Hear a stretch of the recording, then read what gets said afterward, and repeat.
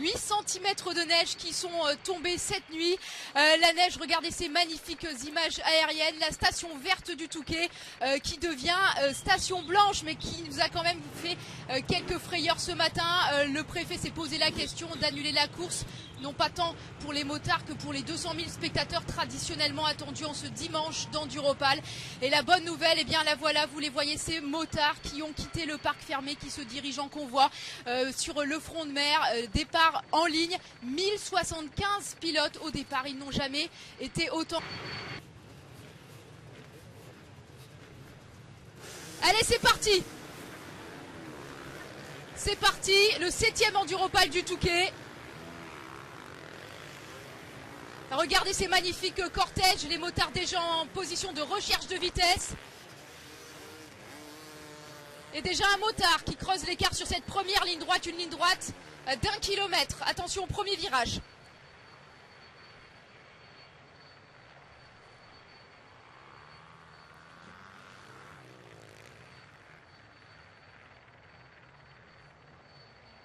Elle est déjà un premier pilote qui s'apprête à prendre le premier virage.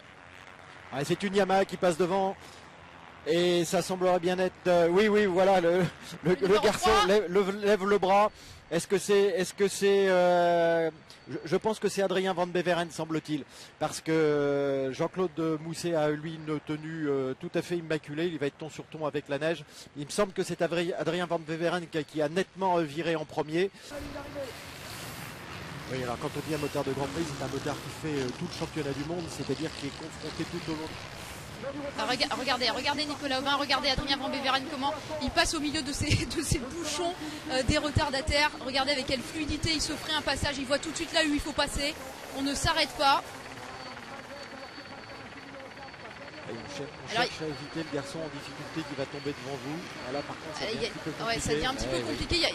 Et alors ce qu'il faut savoir, c'est que les banquettes sur les côtés sont complètement dures, complètement gelées. Et voilà, eux arrivent à passer. Beaucoup de pilotes sont à l'arrêt. C'est assez rare de voir tout ça en même temps. Ça nous rappelle un peu les images de Goulet au temps où il y avait les dunes. Mais regardez, avec quelle fluidité il passe. Et Nicolas Aubin a été bloqué sur l'extérieur de la butte. Là, il a perdu quelques secondes. Bon, il y a moindre mal dans la mesure où il y a un nouveau bouchon sur la butte suivante. On voit Adrien Van Beveren. Alors c'est Adrien Van Beveren qui est bloqué à gauche. Et c'est Nicolas Aubin qui est passé là. Voilà, et quand on dit que l'Enduropal du Touquet qui dure 3 heures peut se jouer sur des petits riens, eh bien en voilà la plus parfaite illustration. Et ça c'est peut-être l'un des premiers gros faits de course là, parce que Nicolas Aubin va avoir quand même la piste libre pendant quelques hectomètres et ça peut suffire. Et puis il reste à savoir combien de temps va mettre Adrien Van Beveren à se dégager. Ben oui, c'est ça. Ah, Arnaud, un petit mot, comment ça se passe? C'est compliqué, hein. C'est très compliqué, il y a des bouchons un peu partout là-bas. Voilà, je vois pas pourquoi on est parti, mais bon, voilà, il y a une course, c'est le Touquet, mais pour moi, ça sert à rien. Ça sert à rien. Lundi, j'ai le boulot, j'ai mes enfants. Voilà, c'est compliqué. Ce matin, vous étiez vraiment sceptique avant l'idée de partir et vous avez la confirmation? Ouais, bon, je sais pas pour les autres, mais pour moi, ça sert à rien de continuer pour moi. J'ai pas envie de me faire mal. Voilà, c'était ma dernière course, mais bon, dans ces conditions-là, c'est pas possible, quoi. Donc là, vous avez pris la décision d'arrêter, là, ça y est, c'est fini. Ouais, c'est fini. Ouais. C'est dommage de finir comme ça sur cette carrière. Bon, j'aurais tout vécu au Touquet et finir là-dessus, c'est compliqué. Vraiment, le circuit est très compliqué. Je vous dis, il y a des bouchons là-bas, on dirait mes villages à un moment. Est-ce que ce matin, les organisateurs auraient dû annuler tout bonnement la course? Je sais pas, on est parti, mais je sais pas. Moi, je sais que c'est... Je me suis posé la question de partir. Maintenant, voilà quoi. Je suis parti, je voulais voir, mais je savais que ça aurait été compliqué. Là, bon, ils ont fait ce qu'ils pouvaient, hein, l'organisation, mais pour moi, c'est vraiment compliqué. Je sais pas pour les premiers, mais sur la plage, il y a une grosse chute. Dès les premiers mètres, j'ai vu des mecs tomber, on voyait rien, la neige, tout, le sable. Voilà, il y a des parties, c'est hyper gelé. On se fait piéger après les sauts et tout. Il y a des marches. Voilà, on ne sait jamais si le circuit est mou, dur. C'est compliqué. Hein. C'est compliqué. Un peu dommage, hein, j'imagine, beaucoup de déceptions de finir comme ça. Non, ma carrière, moi je l'avais raté en 2009.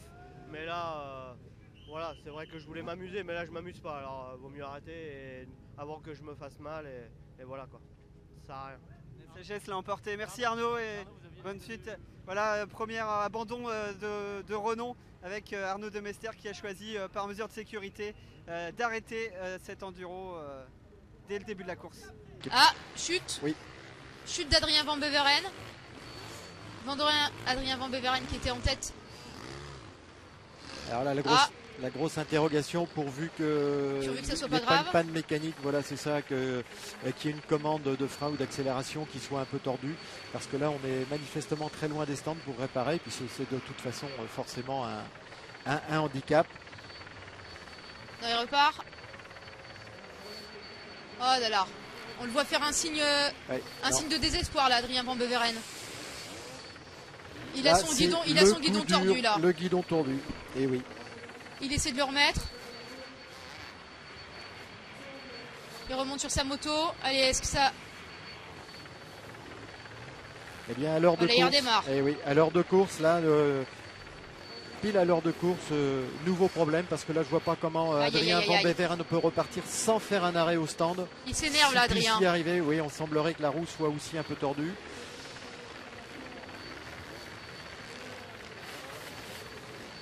Alors qu'il reçoit quasiment de l'assistance sur place. L'inspectateur semble-t-il éclairé. Est-ce qu'il va réussir? Il fait non sous son casque, Adrien. Est-ce qu'il va réussir à reprendre la course?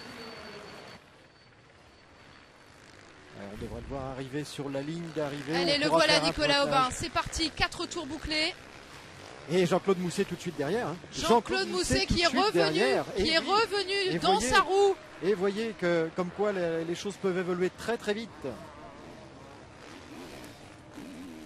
Donc là, c'est la valeur sûre. Ah, contre regardez-les, le c'est nouveau- magnifique, elle est magnifique cette image. Regardez Gilles, l'un à côté de l'autre.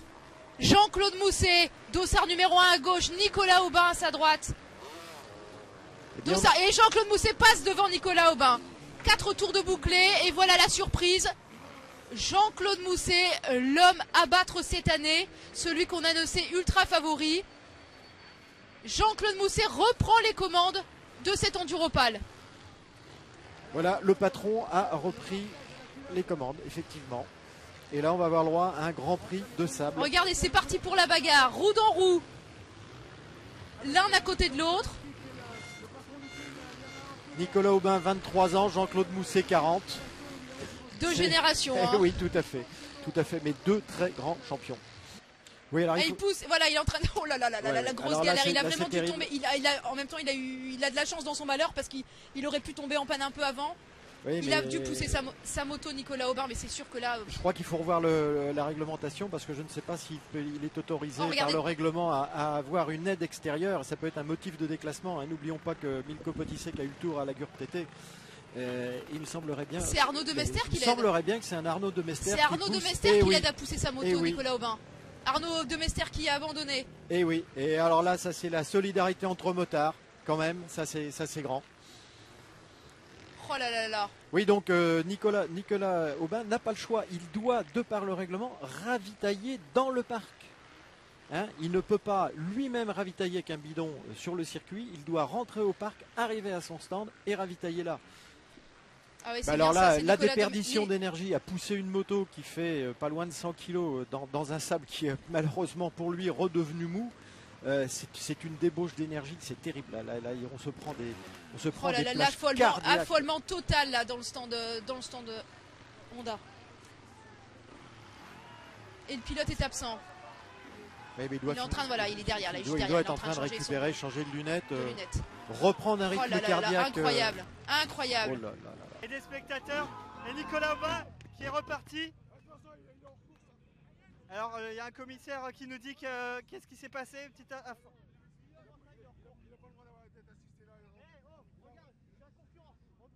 Joël.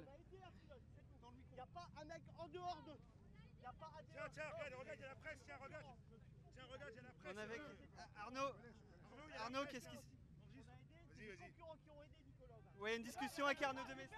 Qu'est-ce qui s'est passé Arnaud? Qu'est-ce qu'on vous reproche? On nous reproche d'avoir aidé Nicolas Aubin alors qu'on est concurrents. Il n'y a aucune aide extérieure qui est passée. c'est que des concurrents qui ont aidé Nicolas. C'est tout. Quel est le règlement? Leur assistance l'a aidé hors de la piste. Tu rigoles ou quoi? Bah tiens, il a rentré. Il a rentré là. Et alors? Vous voyez, une discussion à savoir, est-ce que Nicolas Aubin a été aidé par son assistance en dehors des stands? La question reste posée. Oui, ça discute chez Honda, on va essayer de savoir déjà pourquoi il y a eu cette panne d'essence, à votre avis? Sûrement la surconsommation à cause du circuit. Hein. Tous les pilotes se plaignent comme quoi qu'il y a une surconsommation. On n'arrive pas trop à gérer par rapport au litrage. Des fois il manque 3, 4, voire 5 litres. Donc à mon avis, ici à 20 mètres de la sortie, c'est compréhensible, quoi. Est-ce que vous pensez quand même qu'il y a un risque de déclassement pour votre pilote? Déclassement, j'espère pas. Hein. Comme on dit depuis tout à l'heure, c'est quand même un concurrent qui a poussé la moto pour dire de l'aider. Donc c'est beau, quoi. C'est la maison Yamaha qui donne un coup de main à la maison Honda. Il n'y a pas photo, quoi. Mais on vous reproche d'avoir pas pris le chemin habituel, d'avoir bougé une barrière. Dans ces cas-là, c'était un peu la précipitation. Oui, et puis en termes de sécurité, je pense que c'était ce qu'il y avait de mieux à faire. Hein. Si vous voyez, mettons, 2 pilotes qui poussent une moto, ça peut être super dangereux pour ceux qui arrivent derrière, quoi. Nous, c'était aussi pour une question de sécurité. Hein. Vous allez suivre maintenant un peu les informations. Comment vous allez vous informer pour le de toute façon, on est relié au talkie-walkie, on va essayer de voir ce que ça donne et puis on va croiser les doigts pour que ça dure. Hein. Qu'est-ce qu'il vous a dit votre pilote? Vous avez vu un peu dans ses yeux, il était un peu perturbé? Ouais, mais limite les larmes aux yeux parce que bon, comme je vous dis, à 20 mètres de la sortie, qu'est-ce qu'il peut dire comme être super déçu, quoi. Très bien, merci. Vous voyez que chez Honda, c'est à la fois on attend d'avoir des nouvelles décisions et puis un peu de colère, hein, puisque à la fois le circuit est plus exigeant en termes de consommation et puis il y a cette discussion avec les commissaires.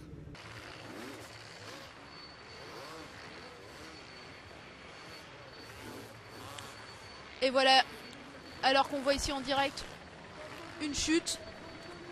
Ah, Jean-Claude Mousset percuté par un poireau. Et oui, à son tour, victime du sort. Oh là là là, Jean-Claude qui dit tout ce qu'il pense à cet attardé qui est venu lui couper la trajectoire, qui l'a fait chuter. Bon, fort heureusement, Jean-Claude avait 2 minutes d'avance sur Nicolas Aubin et on rappelle que Nicolas Aubin est sous la menace d'une sanction qui lui rajouterait un tour pour un ravitaillement hors règlement. Donc le deuxième potentiel, c'est l'Estonien Tavel Leok qui est à 2 minutes 36. Donc on voit que à l'instant Jean-Claude Mousset n'a pas perdu trop de temps, il est reparti. Et vous voyez, bien écoutez, ironie du sort, c'est le cousin de Damien Prévost, l'homme en tête, l'homme en forme, 40 ans, Jean-Claude Mousset. Regardez-le sur cette ligne droite en train de remonter au nord, en recherche de position, recherche de vitesse. Jean-Claude Mousset qui met tout son poids à l'arrière de la moto.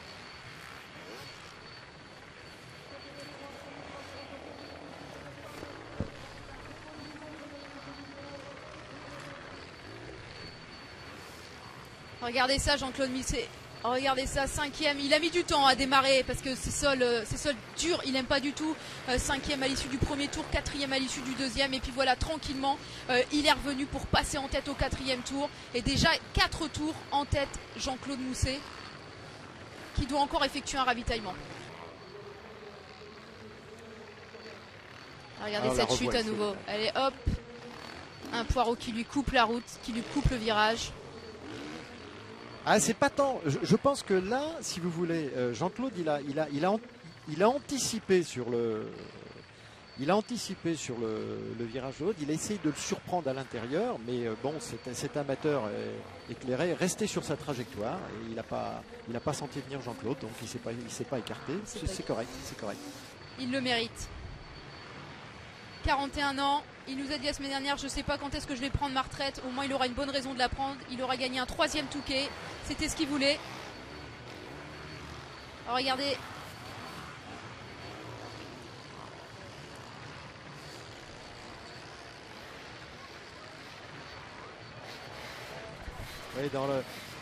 Oui, effectivement, l'émotion, elle n'est pas seulement sur la ligne d'arrivée, elle est aussi à Stella Plage dans le stand Yamaha où toute la famille, tous les amis, tous les techniciens qui travaillent avec Jean-Claude Mousset doivent vibrer. On voit Guillaume Davion qui prépare ses machines depuis un moment déjà. Attention, il arrive, dernier virage, tous les poireaux l'attendent. Le voilà. Le voilà au milieu du levée d'honneur de Poirot. Bravo à lui. Jean-Claude, il y croit pas, il faut encore passer la ligne, allez c'est parti, il y croit pas. Tous sa roue, c'est magnifique, quel hommage. C'est magnifique. C'est fabuleux.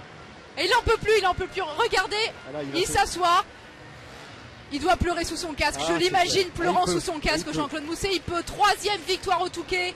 Et à ce là, ça doit être l'émotion. Mousset, vainqueur de l'Enduropal du Touquet Pas-de-Calais 2012. Un grand moment, bravo champion. Le dernier tour c'était l'enfer quoi. Je savais que j'avais la vitesse, je savais que je pouvais gagner aujourd'hui. Et quand on est favori c'est jamais évident quoi. J'avais une petite pression sur les épaules malgré tout et les conditions de course c'était difficile.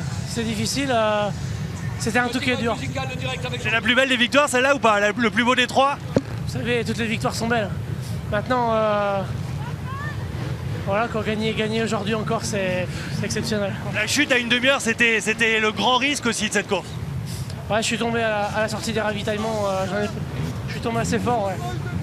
Mais bon, voilà, quoi, ça se termine bien, c'est ce qui compte. Ouais, c'est super. Allez, on va le rejoindre.